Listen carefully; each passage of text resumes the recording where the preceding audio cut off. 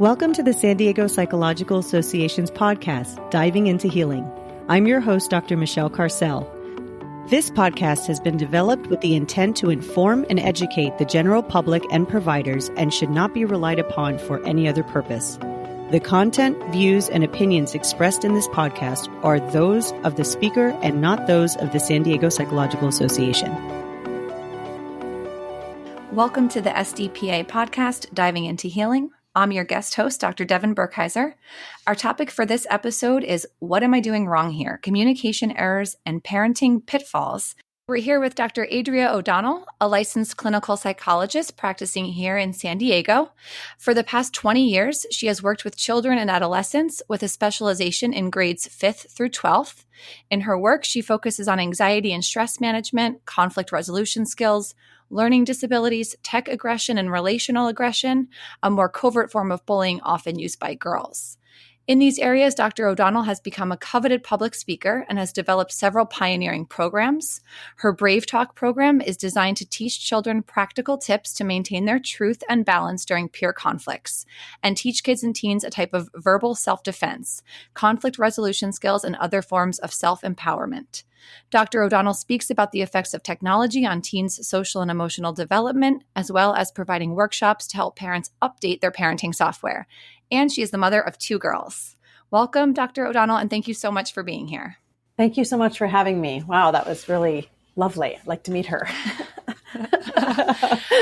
I'm really excited about this topic because I'm a parent myself, and I don't think there's a single parent out there that at some point in their parenting journey doesn't say, what am I doing wrong? What am I supposed to do with this? Where am I supposed to go? And so I guess maybe we can kind of just start by having you talk about some of the common challenges that parents face with teens, adolescents, kids that you're seeing in your practice that are part of the struggle that kids and teens are facing. Perfect. I think the number one problem is parental anxiety ruins all of our parenting moments because we're anxious about fill in the blank. We are nervous that our child's going to feel a certain thing, not be ready for something. And when I'm anxious as a parent, then I have a really hard time focusing on what my child needs and looking at their anxiety. Then we ping back and forth to each other. So when we're really wanting to talk about something, we pick the worst times. Parents pick the absolute worst times to address an issue, which is when the issue is happening. Because I have anxiety. It's like, I need to go to bed. So I really need to handle this right now, or we're going to be late and get in trouble with the carpool, police. We're so anxious about the time and the event that we push something that the child isn't ready to do. So I think timing matters almost more than what you say. It's when you say it. What are some of the things that you think kids and teens struggle with that parents want to help with, but feel anxious about dealing with or facing or confronting? Well, for girls, I'll start with girls, it's the friendship stuff. Moms are really involved in the beginning about making play dates and organizing that and how they play. And moms sometimes do a little bit of controlling, dare I say, with what friends they can play with and what friends are to this and to that. So there's a lot of anxiety about, are they making friends and how they're doing? And little kids come home and they want to talk to their moms about everything. And so they talk about their day, and they oftentimes share what didn't go well. And this person didn't play with me, and this teacher did this. And so there's all this negative. And then moms, our job is to fix. So we're like, oh, let me email the teacher and let me make that play date. And so we're so anxious. And oftentimes if our child is in distress, we don't do a good job of just sitting with it and saying, what was that like? What did you do? Tell me all about it. Dads are more like, bummer, what do you want for dinner? And they kind of jump over a little bit, or they're like, yeah, buddy. They're a little more in the pocket of that happened and I'm listening and you can handle it. And I think sometimes our anxiety of wanting to fix it and make sure that our kids are not in distress. We have a hard time being okay when our kids are not okay. So we jump into fix. Wow. Yeah, I think that's really true. It's like you want your kid to be happy. You want them to be successful. And if you see that they're struggling with something, the natural sort of urge is, let me fix it for you, rather than just maybe giving them space to talk about it or kind of work through it or figure out some things on their own. when kids get in your car, they're tired and hungry. They're immediately hangry. It doesn't matter how much they've eaten. They didn't eat the right thing. So they get in the car and you just get this data dump of emotional whatever. And so parents, I think we start to respond and react to that actually. And it's more like, okay, wait, let's just get some water, get a snack. Why don't you run around? And you collect all the noise of the day. Who did what, this. And then later, you can, after you fed and bathed them or they got to run around, you can say, hey buddy, can we talk a little bit more about that thing you said? And then you have to just pick one or two things because you can pick apart everything. And the child doesn't maybe want to do that or forgets. And so you just pick apart the one thing and then you just start to reflect like, I've noticed that this happens to you a lot, and let the child fill in the blank. There's a camp I used to be a part of. I had to take a little COVID break from it, but there's a summer camp, Outpost summer camps. And I find that parents, we call it interview for pain. So the kids get in the car and they go, so did Megan play with you? Did she share a snack? Did the counselor notice?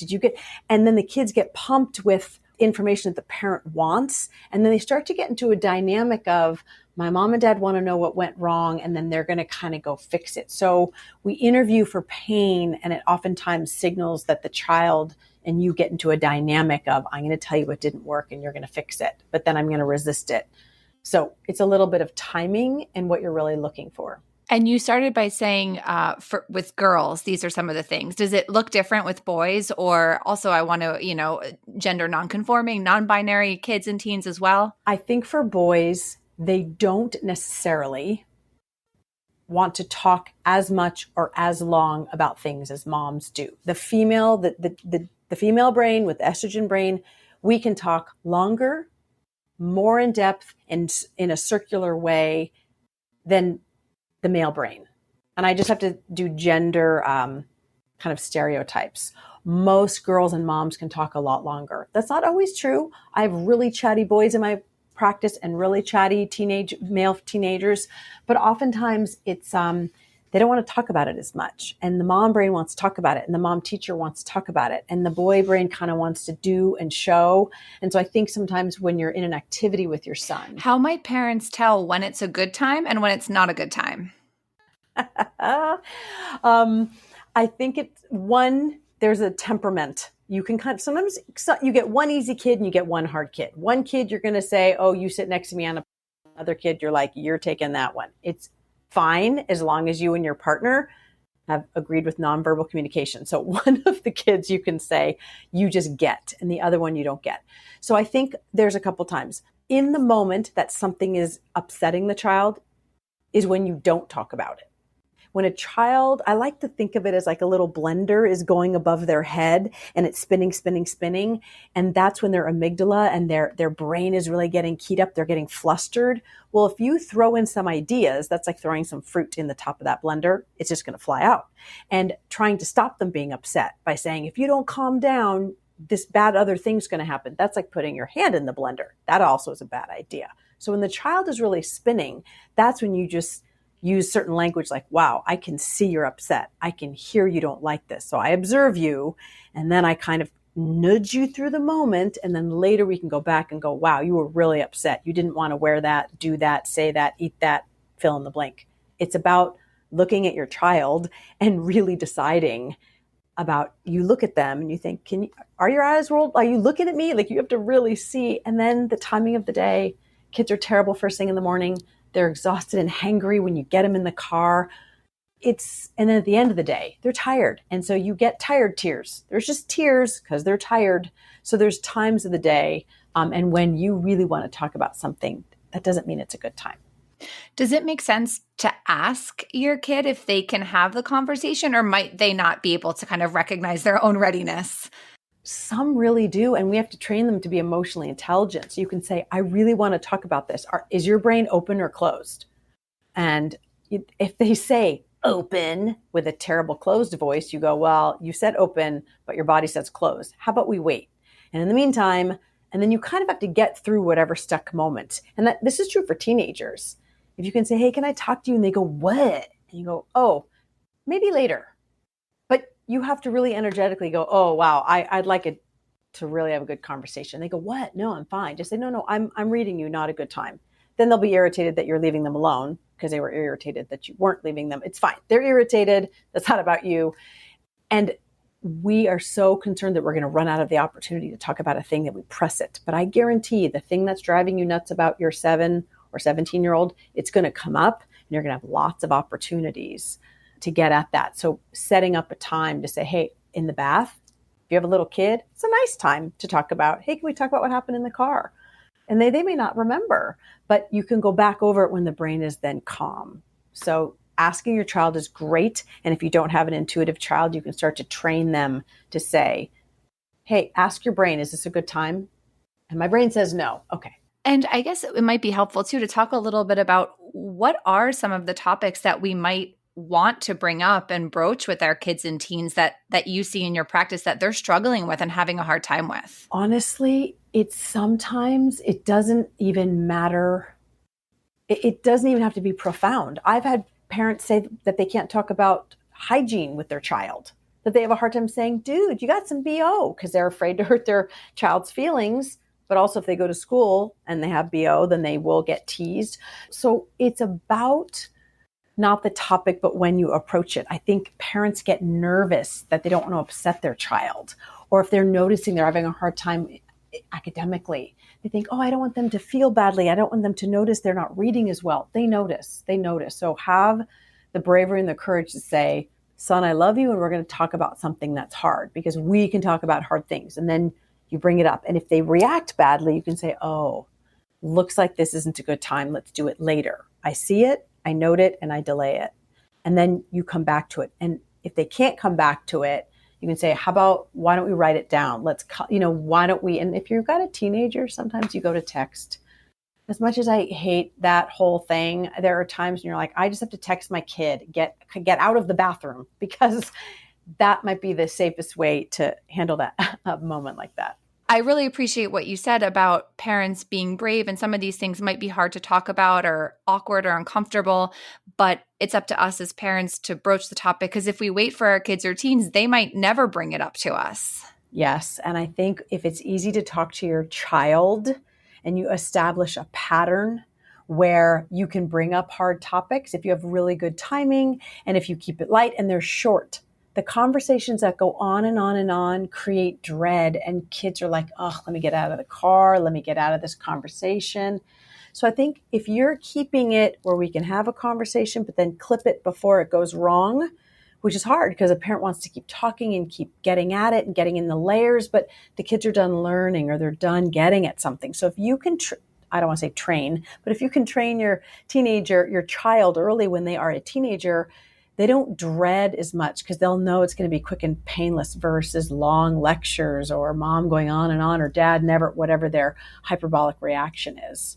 Yeah. And I guess that brings me to the idea of, when your kid is a teen, if you haven't maybe established some of these positive communication styles, it might feel a little more daunting to start when they're older. For parents of young kids, are there sort of foundational things that they can do now to establish that relationship and kind of start with those communication skills at an early age?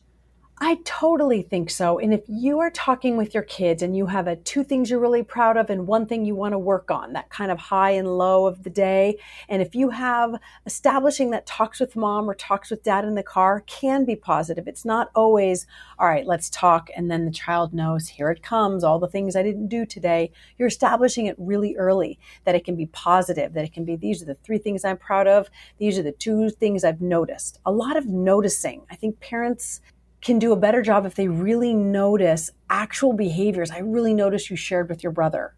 That was generous. Not I'm proud of you, not it makes me so happy. It's I really noticed you held back when your sister knocked that over. I noticed you were patient when, even if the kid was low-key not that patient, you kind of compliment them and it's a preemptive, maybe I'm going to nudge you in this way of being the way I want you to be, and you're positively noticing. This way, the talks aren't always heavy. And then when they do go heavy, you've reserved space where the child can tolerate it. But most kids come into my office, most teenagers come in, and they all complain that it's too long of a conversation, that the mom and the dad can go on and on. Whether that's true or not, the perception of the child is, I can't escape it. I can't avoid it. And there's nothing that I can say to make mom or dad happy or satisfied that I'm taking it in. So there's the parents need a satisfied click, but the child's like, okay, I get it. I get it. I get it, and the parent doesn't feel that. So it's really learning how to say, you look like you're done with the conversation and I look like I want to keep going. So why don't we pause it and move on? Being able to do that and tolerate the waiting for the next opportunity is so hard. And why we can't tolerate it is anxiety. I'm afraid we'll miss the opportunity. I'm afraid I'll lose the flow. It's a lot of fear-based that drives these pressing conversations. Yeah. And I think the anxiety too might be for the parents of, I just want to fix this right now. And that might not always be possible. It's so true, because as a high functioning parent, you're saying, if I could just get through this moment, I got the next moment to go to. And if we can just fix this whole bedtime ruckusing, we can get to the next thing. But that is the parenting, is this negotiation, whatever the moment is. And we can see very clearly, oh, I know my child's going to have a hard time with aggression. I can already see it. You can see it when they're little. We want to get ahead of it. But that creates sometimes an issue that could just relax if the parent had better timing and didn't need to, quote, resolve it so quickly. So in your private practice, what would you say are some of the most pervasive problems that children and teens struggle with that parents might not even be aware of until it gets to a clinical level? Gosh, that's so interesting. And I work with adolescents all the way up until the age of probably 25. I have when I say adolescents, the brain isn't done until 25, but a lot of my 22-year-olds are more like 17-year-olds in many ways. But I find that parents don't realize what it's like to be growing up it's like an avatar life. They have their lives of the kids in front of them, the kids in class, the kids in the hallway with them. But then they're having a technological relationship, and those don't always match up. And the sooner you allow your child to have social media, they can have a parallel universe. So they're having real-time feelings about make-up, made-believe fights, if that makes sense. Like teenagers are mad in real life, and you get in the car and you go, how's your day? And they go, fine. And you say, oh, don't have that attitude with me. First of all, you're hangry, here's food, and then I deal with you later. But the energy they bring in is about who didn't like something, who did, who swiped up on their Snapchat. There's all this sub-relationship happening, and I think it's really distressing because you're trying to connect with them while there's a very loud undercurrent of emotional disconnect and connect. So I think that is profoundly complicated to manage because it is still new for us. And my generation we are still struggling with the boundary of technology where they just don't know any different. So explaining what it was like way back then, nobody cares anymore, but it's two different universes happening at the same time. So they're having to negotiate those real life interactions and these online interactions, which sort of makes it like double the work. Yes. And the earlier they have the social media platform, the worse that is because they're managing, and it just becomes more and more addictive. It's scientifically proven to be addictive. And parents, I also don't know how often they can be reflective about their own choices because they are on the phone with someone, distracted, engaged in something. And then they're like, hey, I told you to stop. And so the energy I bring to the interaction of why they're wrestling with the dog or why you're not in the car. Oftentimes parents give out directives in the morning and then they get distracted by something. And then they come back with heat at the child or even the teenager who's also distracted. So you've got everybody who's not really present or they're waiting for the call, the text. It's just how we live. It just requires a lot of cognitive redirection and patience to know what's getting in the way of our communication.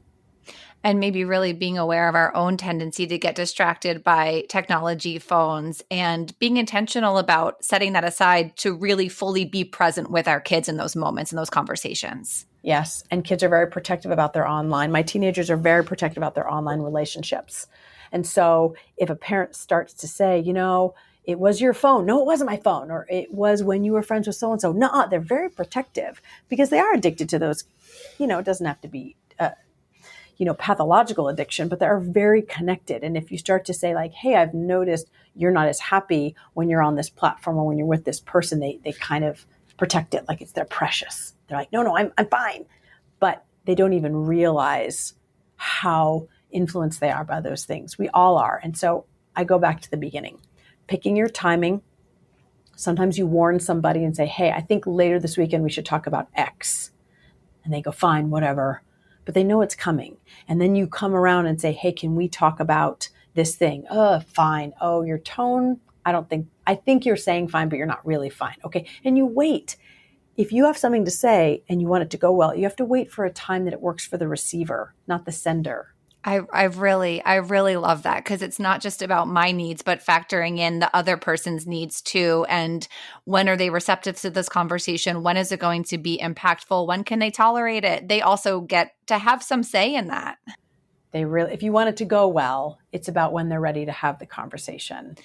And I want to go back to the technology for a second, because I think, so many parents have so many concerns about that and the impact that it has on kids. And I've just been thinking a lot about the fact that, I don't know, 30 years ago or whatever, if a kid was being bullied at school, they could go home and maybe get some respite from that. But now with social media, that's not necessarily the case, because people could be posting things about them. People aren't liking their photos, or, it's kind of like they're constantly forced in a way to participate in these social interactions, and going home doesn't give you a break from that. And I'm wondering if you just have any thoughts about how parents might kind of help their kids navigate that, or some of the struggles that kids might face with that.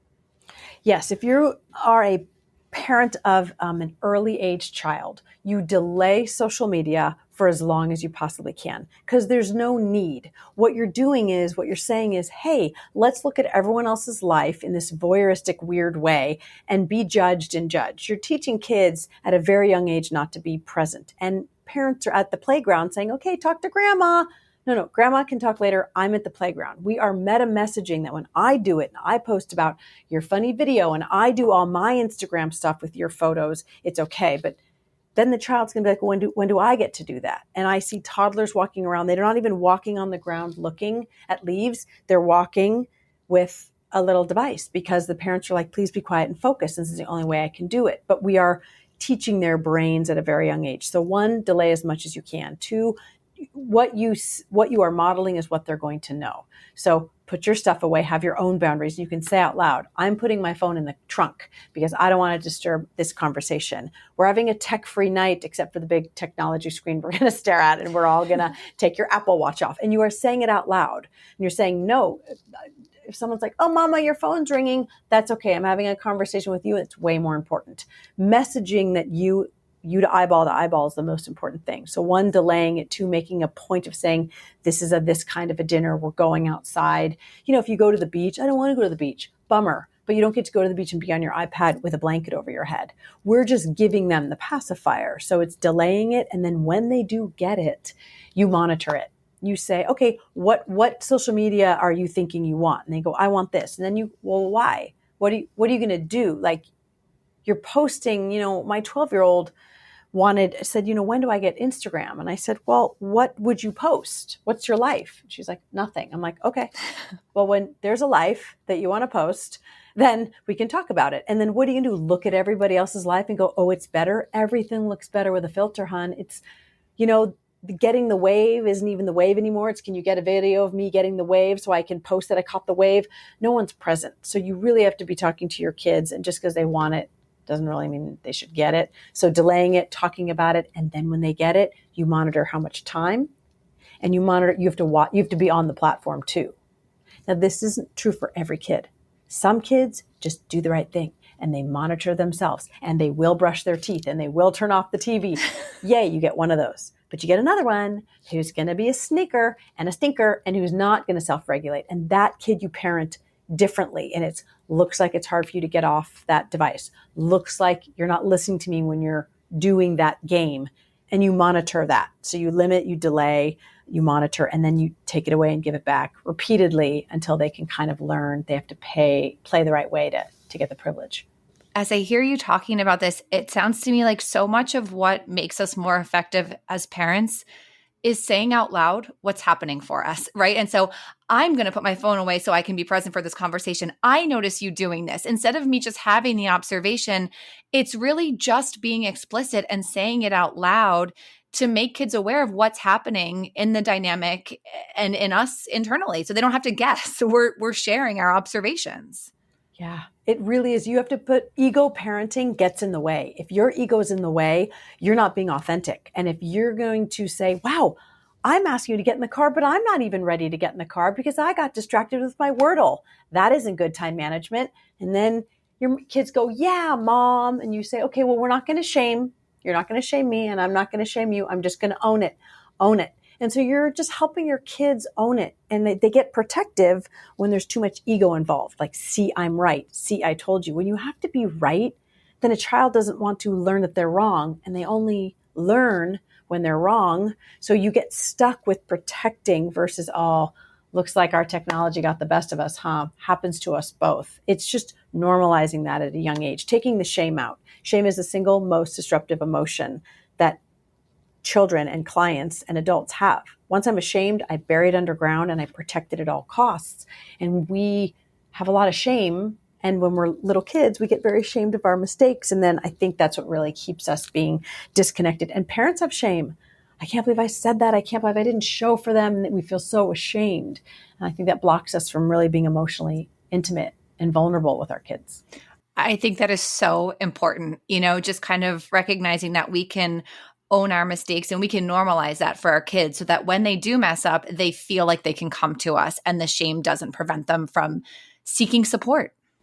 Yeah, it's really, they need you to be strong for them, but that doesn't mean you can't be vulnerable. I think you get much more strength and respect when you can come to your child and say, hey, I really notice, I really want to talk about this homework problem we're having, but I keep picking the worst times. I'm really sorry. It's so important to me. I would like us to find a time. Here are the 3 options, but I'm recognizing that my press is not helping. You take some of the burden off the child. And even if they go, yeah, you always go on and on and on. No, I hear you want to make this something I'm working on. Thank you for that. Now, when are we going to talk about it? You got to jump over it. Going back to social media, because I don't want to only vilify and talk about the downsides. Do you feel like it has created any opportunities for resilience or any sort of positive aspects that social media brings to our young folks? Ooh, I'm going to go against the grain here and say not really. I really feel strongly after 22 years of doing this and see almost always teenagers. I have more kids in the age of 15 to 24 or 13 to 24. And most of the time they are using their social media either at the wrong time and they're connecting, but it's not a real connection. And they can say things and they can feel things, but then they see the person. And then in real life, the person doesn't react to them or notice them the way that matched the long text conversation. So they're playing with words and language and connection, but then in real life, it doesn't always match. So I'm finding that it's really hard when they're young for them to marry the value of the power of social media. They can look up cool recipes. They can find really inspirational speakers. They can find really neat techniques to undo some of the damage that the other platforms have caused them. So I really think that there's going to be a swing. There's going to be a swing back to people that are saying, you know what? Do not text me, call me. I have a lot more girls saying, don't ask me out in a Snapchat. You're going to call me and look at my face and you're going to say, let's hang out. There's been a swing towards that mature movement. It connects people, but sometimes at the wrong time and sometimes under the wrong emotional. We reach out under a certain emotional strain and it becomes like a loop. And girls fight things out on a screen and they say things on screen that they would never say face to face. You would never look someone in the eye and say those pejorative words or find something funny or send a meme because you're disconnected. So they're getting stuck in bullying. They're being accused of it or being stuck in it. And was it teasing? I couldn't read your face. I didn't know. And if I'm feeling vulnerable and you tease me, that feels more like bullying than might have intended to be. So it gets really tricky. And I'm not a naysayer. Clearly, I'm on every device right now as I'm having this discussion with you, turning off my own Apple Watch. But I really find it's so much more powerful than I think some of the kids are ready for. And being on screens during COVID just made technology ubiquitous. Everyone's now connected and is trying to pull back into real time. We're going to have to swing back to something more interpersonal. Yeah, that was one of my other questions. The past couple of years in this pandemic time, have you seen just any change in what young folks are facing or parenting challenges as a result of COVID and that complete shift in the way most of our lives were going during that time? I do think that people are surprised by how and when they were affected by the COVID swing. Some kids immediately suffocated and thought, and they collapsed. And then other kids were great. And then when everything's lifted up a little bit, there was a flip. The ones that were doing well weren't. And no one got away with not experiencing it. I think that it's delayed a lot of things. It's delayed dating. I have a lot of juniors and seniors, and they're saying, I'm going off to college and I haven't been on a date. What the heck? And so they're delayed. There's a lot of kids, like at summer camp, that are having behavioral issues that you would think you would be doing this in 4th grade, but you're in 6th grade. So boys being silly and being immature, girls being able to tolerate when kids don't want to play with them and being resilient. We've missed out, and there's just no way to catch up with that quickly. It's going to be an awkward few years. There's going to be more kids that defer. There's going to be more kids that maybe do a community college for a year because the maturation process isn't in line with where they need to be. So I've just found a real discrepancy with the social kids wanting to be a little more introverted. And there's a lot of shoulding. You should be outside and you shouldn't. And it's like, wow, we need to recognize where you were, where you are, and how we slowly get you back. Kids are resilient, but it's just going to take a while for things to arc back. And that might be really helpful for parents to consider, where you think your kid should be at this age, given what's going on for the past couple of years, that might not be realistic. And maybe we need to sort of reassess, is this person ready for this next step to go to college? Does it make sense to do a year of community college, or, just different things like that where you might have had this expected trajectory and maybe they're not there yet. And that's okay to acknowledge. It's okay to say, here's where you are. Here's where the age tells you quote should be, but age is now not a factor. It doesn't matter. Developmentally, yes, it matters in some ways, but developmentally, no one's quite on the same trajectory that we would have thought. We will catch up. We will get there, but we have a big chunk of kids that are delayed. And the more we can get them in soccer and in face-to-face and in summer camp and out there, the anxieties are high. There's a lot of, oh my gosh, I have to manage this. But if we can sort of toe the line and say, it's okay, and keep kicking them back in to the game, so to speak, they will correct. Those dendrites will grow. Getting them off the screen and getting them out in the world to interact with leaves and people, there's neuroplasticity. It can happen. Same with teenagers. You just got to keep kicking them out, getting them off the screen, and it's a fight.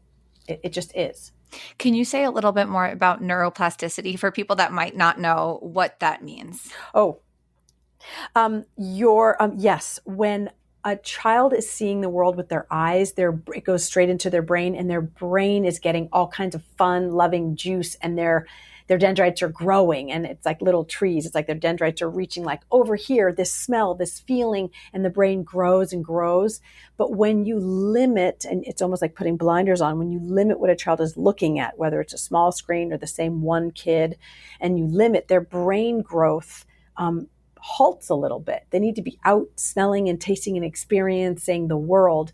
And the plasticity is if you can keep exposing them to new things, new foods, keep getting them out socialized, their brains can kind of regrow and grow bigger. And the younger they are with healthy food and healthy activity, their brains can really regrow. It's like a potted plant. If you put it in something too big, it won't grow. If you keep it too small, it doesn't reach its full. You have to keep putting a plant in a slightly larger pot to get it to sort of grow out to its potential. So we're not just throwing them unassisted into the world, but helping them kind of little by little, scaffolding, so to speak. Yes, scaffolding is perfect. And you can say to a child, let's say they're afraid to do something. I'll use a swimming analogy just because it's random. They're like, I am not going in the water at all. And you're thinking, oh, we were going off the deep end. But here's a child that's not even putting on their bathing suit. You compromise with, I can tell you are not comfortable with this, but this is not enough. What to compromise? How about we just put our feet in today? And then we just tolerate. Your agenda was, but I wanted them to experience this thing. Okay, but the child isn't ready. And then after they get their feet in. You're like, I'm really impressed with your bravery. Now we're just going to go to your knees. I'm not swimming today. You're not swimming today. I hear you. But your knees are swimming. And then, and now your bathing suit wants to get wet. It's taking it a little slower, and slow and steady wins the race. If a child feels that they are safe and you're not going to push them into something, whether it's going to the party, doing the sleepover. I have a lot of kids regressing with their sleeping hygiene. They're back in their parents' room. They're on their parents' floor.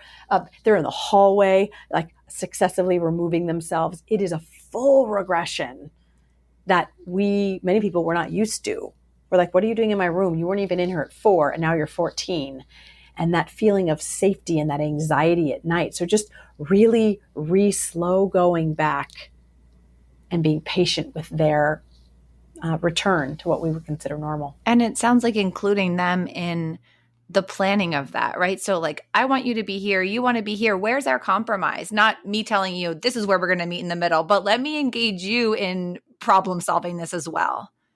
Little kids still have big egos and nobody likes to be told what to do. So really looking at the child and saying, you're a person and you just woke up and decided you didn't want to eat that and wear that, but you were told to eat that and wear that. That's really frustrating. And really saying, you must be so overwhelmed and you don't want to feel upset, but I'm here and you're okay. Like letting your child be a little uncomfortable, but that they're still safe and you're with them.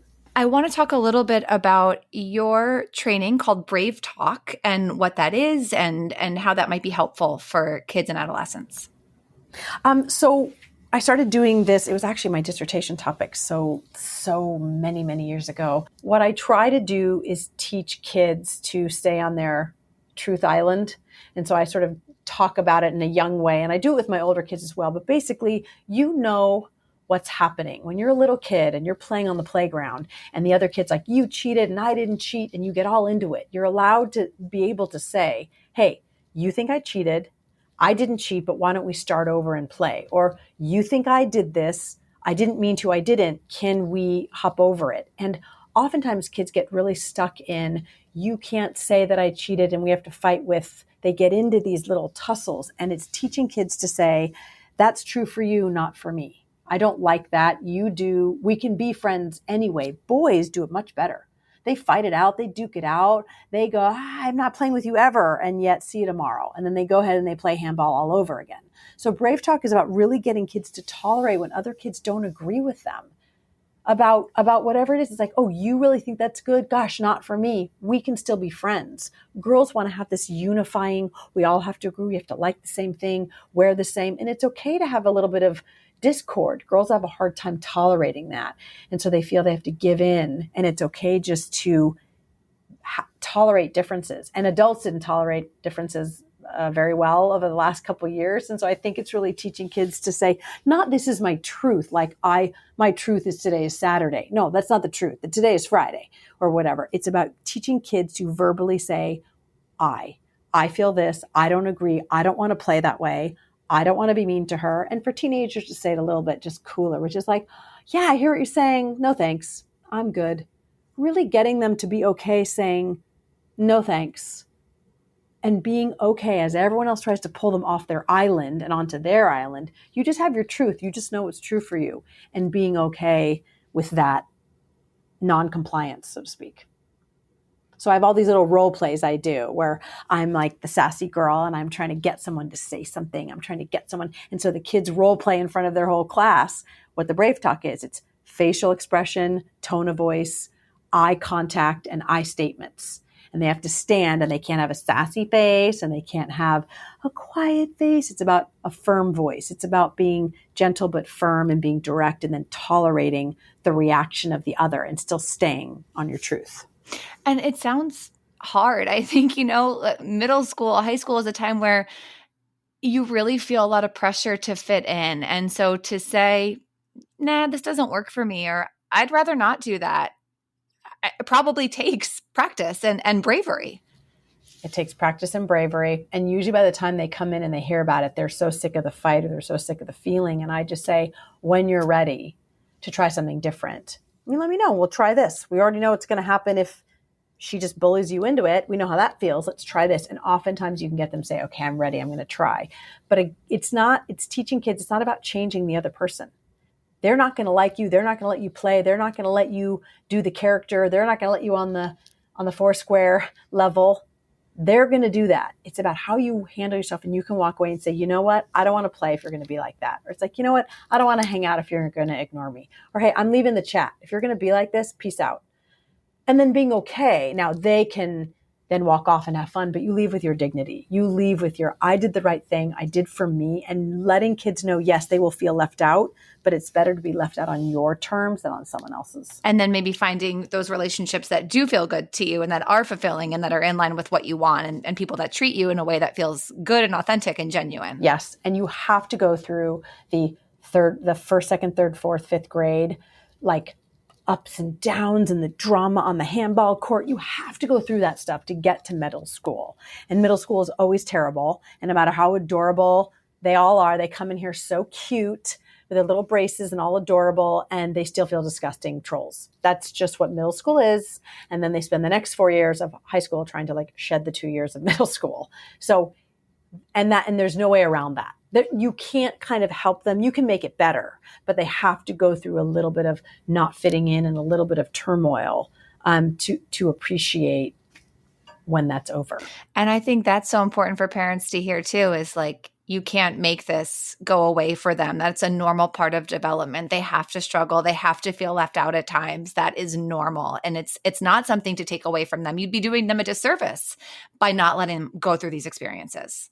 100%. And parents want to say, oh, this happened to me, and let me tell you all about it when I was 13. And the kid's like, I don't care when you were 13. That was like 1 billion years ago. And your story doesn't relate if it's too long of a story. Every teenager is a teenager for the very first time ever. So what we want to say is, oh, I've been there and you get through it. And they're looking at you going, yeah, but I'm in it now.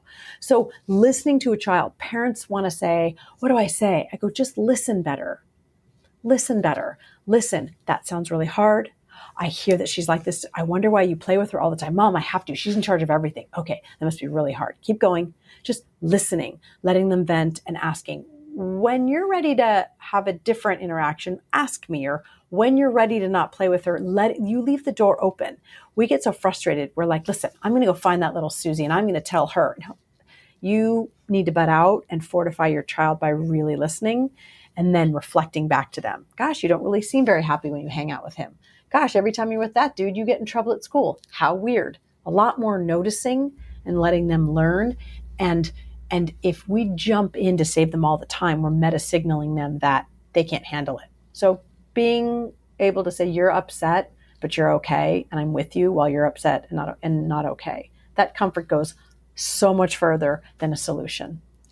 Well, Dr. O'Donnell, thank you so much. I've appreciated this conversation and all your knowledge in this area. I think something that every parent can benefit from hearing. So thank you for being with us. Thank you so much for having me, and I really appreciate it. I appreciate your time. This is a great platform. It's amazing.